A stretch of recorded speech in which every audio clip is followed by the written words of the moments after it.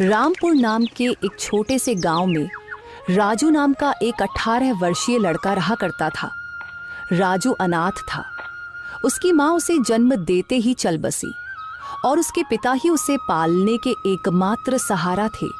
जब राजू 8 साल का था तो उसके पिता किसी काम से जंगल गए और फिर कभी लौट कर नहीं आए। उसके बाद राजू पूरी तरह अकेला हो गया।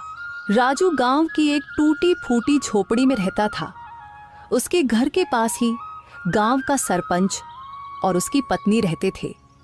उनकी अपनी कोई संतान नहीं थी, इसलिए राजू के माता पिता के गुजर जाने के बाद उन्होंने ही राजू को पाला। ये लो राजू बेटा, ये खाना खा लो और अगर कम पड़े तो मुझसे आकर ले लेना। अरे मौसी, मैं कब तक आपके ऊपर बोझ बनकर बैठा रहूंगा? अब तो मुझे शर्म आती है। अरे बेटा, ये तुम कैसी बातें कर रहे हो? अगर तुम हमारे अपने बच्चे नहीं हो तो इसका मतलब थोड़े ना है कि तुम हम पर कोई बोझ हो। आगे से ऐसी बात मत करना। चुपचाप ये खाना खाओ। यह कहकर सरपंच की पत्नी सीमा वहां से चली गई। राजू ने आराम से खाना खाया। खाने के बाद जब वह झोपड़ी से बाहर निकला तो सामने ही सरपंच दिखाई दिए। राजू ने उन्हें देखा और सीधे उनके पास जा पहुंचा। राजू बेटा, खाना खा लिया है ना? जी सरपंच साहब, अभी अभी मौसी खाना देकर गई थी और मैं वही खाकर घर से निकला हूँ। हाँ, अच्छा किया।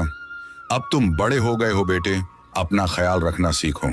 जी सरपंच जी, 8 वर्ष की उम्र से लेकर अब तक आप ही मेरा ख्याल रखते आए हैं, पर अब मुझे शर्म आने लगी है।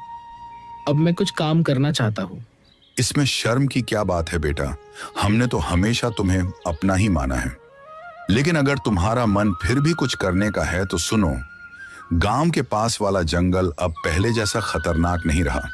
चाहो तो वहां जाकर लकड़ियां काट सकते हो या शहद इकट्ठा कर सकते हो। जी सरपंच जी, मैं कल ही जंगल जाऊंगा।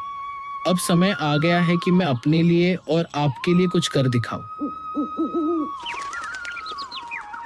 अगले दिन राजू एक कुल्हाड़ी लेकर जंगल की ओर चल पड़ा। कुछ ही देर में वह जंगल पहुंच गया। जंगल में कदम रखते ही उसने सोचा, कुछ भी कहो, सरपंच जी ने बचपन से लेकर अब तक मेरी बहुत मदद की है। अब समय आ गया है कि मैं अपने पैरों पर खड़ा होकर दिखाऊं और अब मैं उनकी सेवा करूं ताकि उन्हें अपनी संतान की कमी महसूस न हो और वे हमेशा खुश रहें।